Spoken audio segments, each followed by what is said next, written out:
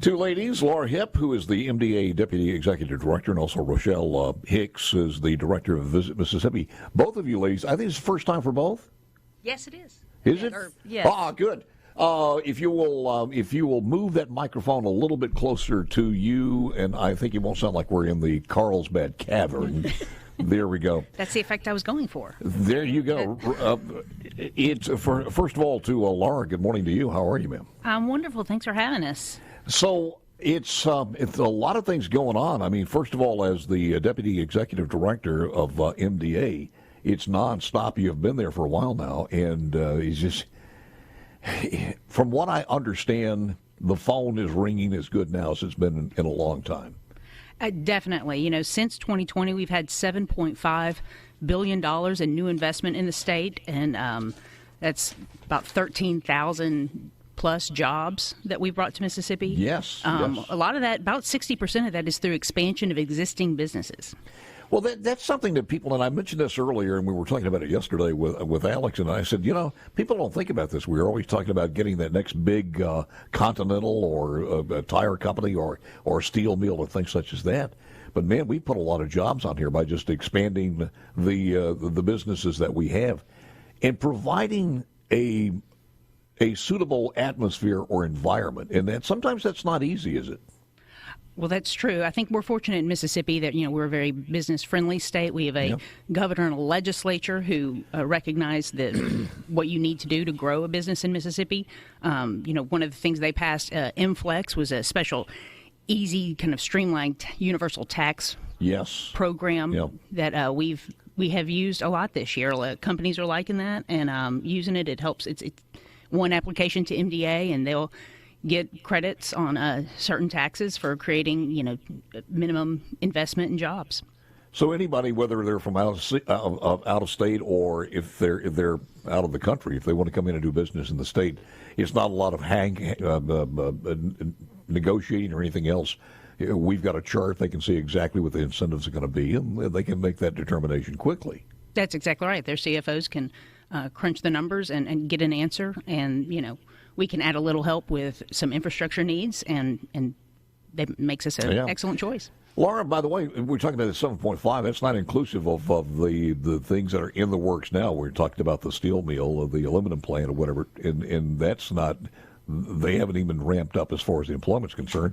And we got a couple of things in Madison County that bottling company, I think it is.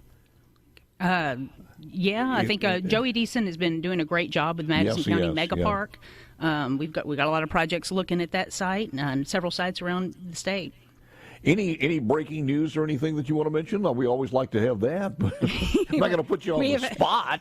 We're gonna have a good few months. We're going to have some announcements soon, I hope, and close some deals. But the biggest news this week is that it is Rochelle's fourth day on the job as the new tourism director. I know that. So I brought her here. So, Michelle, a little bit about you, where you are from, and let people know exactly who you are and how you got here. Absolutely. Thank you for having me this morning. Certainly. So I have been in the tourism industry for over 25 years. I'm from Natchez, Mississippi, but I have lived in Jackson for almost 25 years now. So I have worked for a local tourism office in Ridgeland. I was the director of the Mississippi Tourism Association, and now I'm here at Visit Mississippi, who I've worked with and partnered with for years and years. So it just kind of seems natural to be here, and I can't wait to get started. You know, like Laura said, it's my fourth day. And, I'm just jumping in with both feet, and we have some great tourism numbers right now, and tourism is up, and we're really excited and want to keep that momentum going. But you've seen what works and what doesn't work. Yes. I mean, absolutely. We have so many things in the state that, and I don't think people really appreciate it, to be honest with you. At the same time, you have some people, there was a move in the last 24 hours, I think it was one of the councilmen or somebody, basically saying we ought to shut the zoo down in Jackson. It's just a loser. And that would be catastrophic for the city of Jackson and for a lot of kids also. But when you see those things going negative, and people kind of center on those, we've got so many positive that we have, and when you put them together, they're even more shocking when you look at it. as far as the quality and the number of museums that we have in this state. I mean, it's unbelievable. We have the most incredible museums all over the state that, the legislature has invested money in really over the last 10 to 15 years, that we've really built some, amazing museums throughout our state. And a lot of times, I think we're all guilty of this, myself included, that we don't always know what's in our own backyard. And, people need to get out and go see our state, take a little vacation with your family over the weekend and just go see what all our state has to offer, because we have everything from the Grammy Museum in Cleveland to the B.B. King Museum. I mean, we have things all over the state. Right here in Jackson, the two Mississippi museums, the Mississippi Children's Museum. I mean, I could name, so many different places that people can go see and support our local and state museums. It's economically feasible, number one, and I mean you could go to the coast and the aquarium, which you're adding on, by the way, and then we had him on not too long ago. But Laura, does that play into the portfolio a little bit when you're making a pitch? It's got to for families and folks who may want to move here, corporate offices, etc. Oh, definitely. Excuse me. Tourism is our quality of life sell. Fortunately, because of the work the Mississippi Tourism Association did several years ago when Rochelle was director, creating a special advertising fund where we actually have more money now to tell Mississippi's story around the world. We've been running commercials outside of Mississippi. Most Mississippians wouldn't see them. If you go to our YouTube page, visit Mississippi's YouTube page, you can see them. But that's showcasing, out the outdoor activities you can have, our state parks, the museums and the attractions and the food you can have here in Mississippi. And it's really about telling our story and showing people how, maybe, busting some perceptions of Mississippi. That's a whole new ballgame as a marketing kind of guy all these years, too. Just to have the advent of something in the social media platforms and just hope that will go viral. I don't know of any other state that will possibly could do that better than Mississippi, because whatever we put out there shocks people, because it's totally contrary to what they believe. So when you have a good creative group that are putting those things together, the possibility that they go viral. Look, we played that song yesterday, and I don't have it in schedule for today, but the guy that did the North of Richmond, that he just posted it. And it's Lance, the last I saw was over 9 million. It was 12 or 13 yesterday. It was amazing. And it's still growing. Oliver Anthony. Oliver Anthony, 13 million. So you never know when something like that catches on, and that's a lot of eyeballs. Definitely. It really is. And, these dollars have really just given us the opportunity to be competitive with our states or surrounding states, because, they've had large advertising budgets for years. And so, but we've seen the increase. The travel stats over the past year, we've had almost 24 million visitors over the past year, $7 billion in spending from visitors that come to Mississippi, which 461 million of that went back to the general fund. So we have over 80,000 jobs in tourism in the state of Mississippi. So that's why Mississippi is the fourth largest industry, and we hope to continue to keep growing as these funds that we have for advertising and marketing continue to grow. Yeah, and when people talk about it as far as the entrepreneurs or in the business world, your net on a product is greater in this particular. There's nothing else that produces a better net in here than tourism. I mean, we make money on that. Every dollar spent produces, what was it? I forgot what it was. I heard at one point every dollar spent produces a multitude of dollars. Paul will do this. He'll get you. He'll ask you a tough one. I'm on my fourth day, so let me find that out. Well, that's okay. I don't even. It doesn't really matter, because I think C. Ray told me that 15 years ago, so it changes. Yes, there's always a huge return on investment. There always is every year, and I'm sure that has increased over the past year as well. Do you have some ideas on what you would like to do, taking from, and you can think about this during the break here, from where you were and where you are now, and some things that you would love to see go forward, and we'll ask you about that. Absolutely. And some other things as we spend some time with Laura Hipp. Laura is the MDA Deputy Executive Director. Rochelle Hicks is the Director of Visit Mississippi. 4 days on the job. long time to go. Back with more coming up next.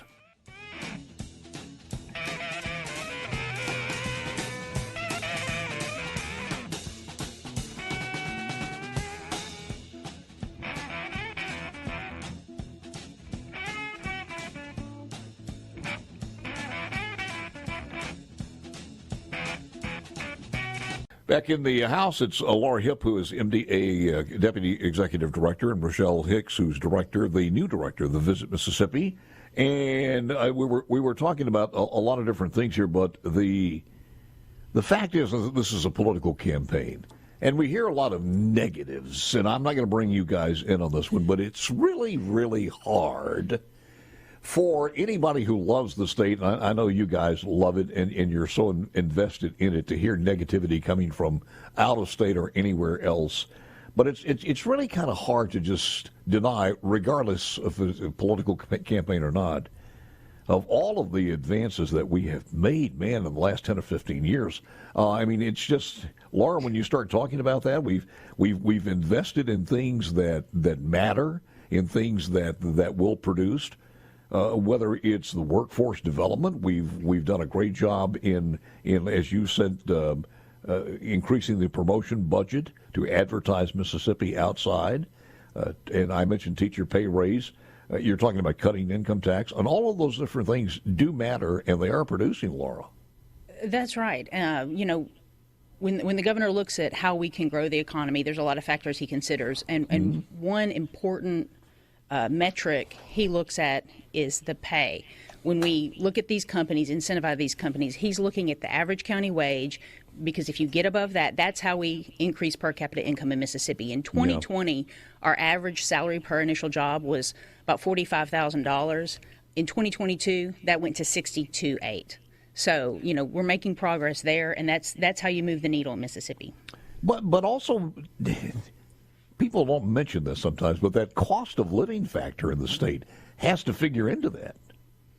Oh, certainly. And we're in a good location in the nation. We're a fantastic logistics hub, particularly in North Mississippi. You can get, to anywhere from here, and that's really attractive. Well, I guess also tourism, when people come in and we can tell them, Rochelle, your dollar, your vacationing dollar is going to go a heck of a lot farther. That's right. It's going to stretch a lot further than it would somewhere else. And, there's, like we said earlier, so many great things to see. And we did find out that for every dollar we spend advertising Market Mississippi, we have a $16 return on investment. So not many places that can say that, and we are very proud of that and hope to continue growing that. That's a lot bigger than C-Ray told me 15 years ago. So $1 produces 16. That's a pretty darn good net on that one. Well, that was our argument when we were trying to get these tourism funding dollars. We were saying, if the more we spend, the more return on investment we're going to have, and we can take those dollars that tourism brings back to the general fund, and we can put that money into education or infrastructure or whatever the legislature and the governor see fit. But we are one of the biggest, fourth largest industry in the state. Does the movie industry play into this for either one of you in any way? Yes, we are very excited. Our Film Mississippi, our film office, is celebrating its 50th year this year, and there's a lot of celebration with workshops and film festivals and screenings all over the state throughout the year. We've had our busiest 3 years in history in the Mississippi Film Office, averaging 20 projects per year, which includes Hometown, which is the series that's filmed in Laurel, and it's in its 8th season now. Every time Nina comes on, I mean, she's full of just a lot of different things going on. They are staying as busy as I think they've ever been. We went through that lull where not only Mississippi, but some other states who kind of pulled back a little bit, saying, I know it's nice to know you have a movie, but is it profitable to us? And I think they've kind of changed that. And I'm not sure what the writer's strike is doing to us. Some of these projects were already scheduled, but do you have any idea? I don't know a lot of detail about it, but I do know that we have some projects that are on hold because of the strike. Hoping that that will end in the near future, so we can get these projects back, in the hopper. So I know that there's several projects going on around the state, a few in Natchez. People. It's fun for our people in our communities to see movies being made and stars in their communities. But really, for us, it's about the return on investment that comes back to the state and how important it is and how much money these all these people that are coming in and growing our workforce development and really helping people to learn these skills so that when movies are being made in Mississippi, we have the workforce here to support it. I think, Laura, also we come light years from when somebody calls from New York or California and say, I want to get the heck out of here, New Jersey, and I'm moving south. We've come light years with our computers at Mississippi State, with our the different programs we have to shoot them that information and to give that to them. And it's rather sophisticated, I understand. Well, certainly. We're fortunate we have a lot of resources in Mississippi, and people are surprised when they hear about it. You know, the Army supercomputer is over in Vicksburg at Urdick. Mississippi State, of course, is leading in cybersecurity and unmanned aerial systems. We've got, the blue economy efforts on the coast. In fact, in recent years, we welcomed Ocean Aero, which was a California company, here to Mississippi. I think they're going to have a grand opening of their new building that's under construction in the next few months, and they're building unmanned underwater systems used by the military and private industry, and we're really proud to have them.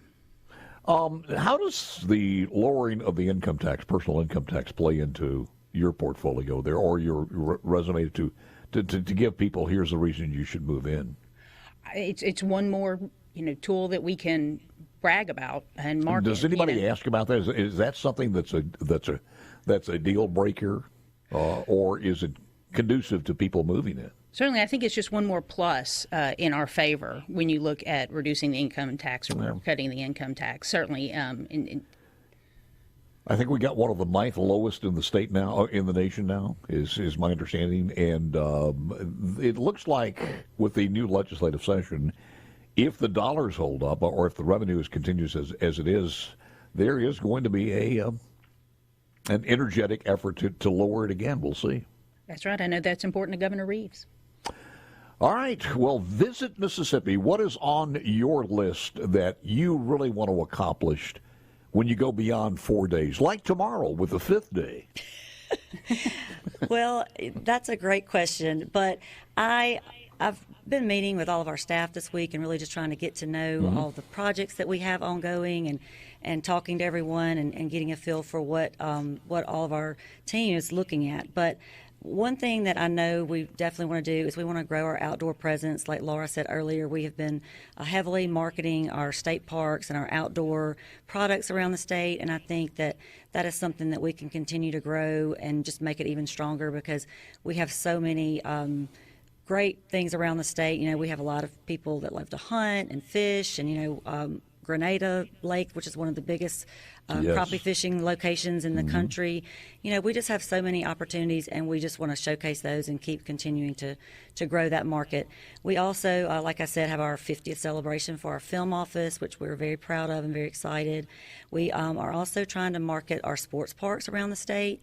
That's, just grown exponentially over the years, and we think that that's something that we can continue to partner with our local communities that have these, amazing sports parks that they've built and invested in.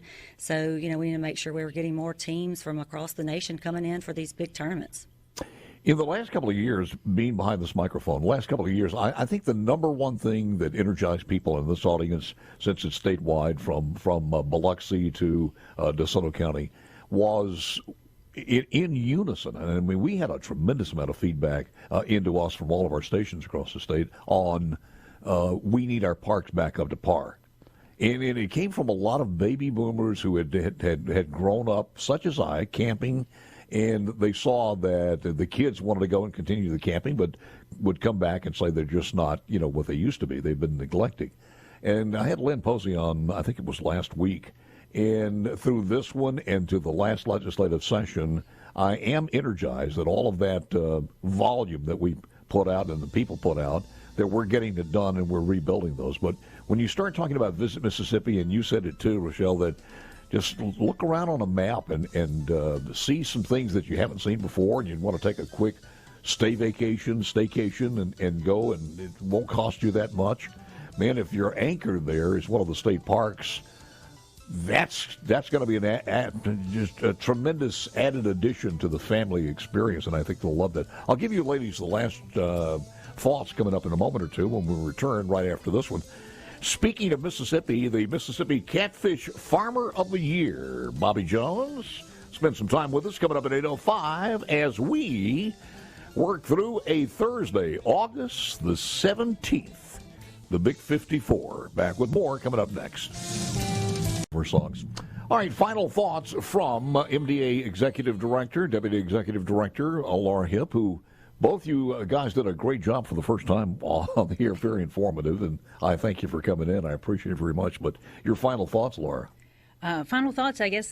Thank you for having us on first. Absolutely, anytime. At MDA, what we're focused on now is, of course, continuing our site development program. What we're seeing our projects are moving faster. So the legislature and the governor have blessed us with $86 million to invest in parks all around Mississippi, and we're working on doing just that.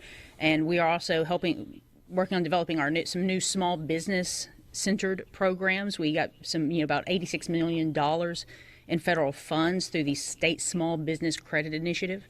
There's going to be a loan participation program that with local banks that are participating in that we're developing, and working with Innovate Mississippi on a venture capital piece to help grow some of those type businesses in Mississippi. The other part of that is workforce development, and I know we've just put so much attention to that on the last several years, and slowly but surely getting there.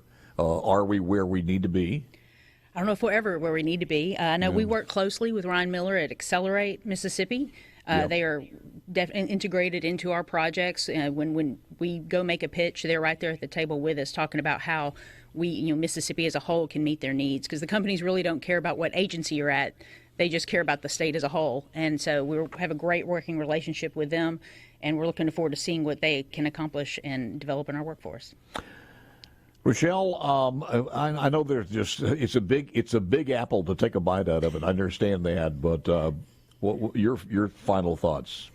Well, I want to mention one thing that we have, our Vicksburg National Military Park, that is such a jewel in our state, and we have over 500,000 visitors there annually, and that's up from pre-pandemic. So, for those of you Mississippians out there who've never seen it, and everybody outside of Mississippi, we encourage you to go see it.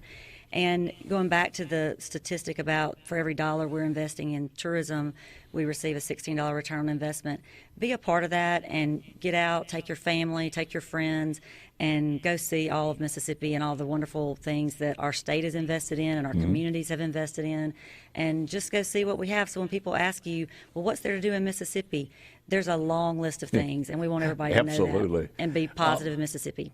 I'm really blessed to have Lance come in, because Lance is he brings a lot to the program, new, and I didn't realize his tourism background. But Lance, do you have a question for our two illustrious guests here, since you do have a background in tourism too? Well, the arts is something that I was very fortunate to work with great people like Pat Fordyce, Jack Kyle, Bud Robinson, and and even then Harvey Johnson and the crew here, and it just felt like there was such a synergy around the arts in Jackson, and the cultural element that you bring when you bring beautiful things into a place. It's really amazing, and the outreach to children. Like the ballet, by the way. Oh man, the ballet is amazing, and that big great statue of crushed white marble that is a Bernini sitting out in front of the Arts Pavilion. These are all things I think are very important, and it's nice to know that we have such talented people working on this. I remember, ladies, when we got to all of the publicity, and this was been quite a while ago, the Palaces of Versailles, and if you had a chance to go to that, and if you weren't too young, man, that was an unbelievable. And I think everybody, even then, said, "I can't believe this is in Jackson." When you saw that. Yes, that was at the beginning of my tourism career, and was it? They were incredible. They were, just you got to see a piece of history and these, beautiful countries that some people may not be able to go see, but they could see a little bit of that right here in Mississippi, and they were great. Yeah.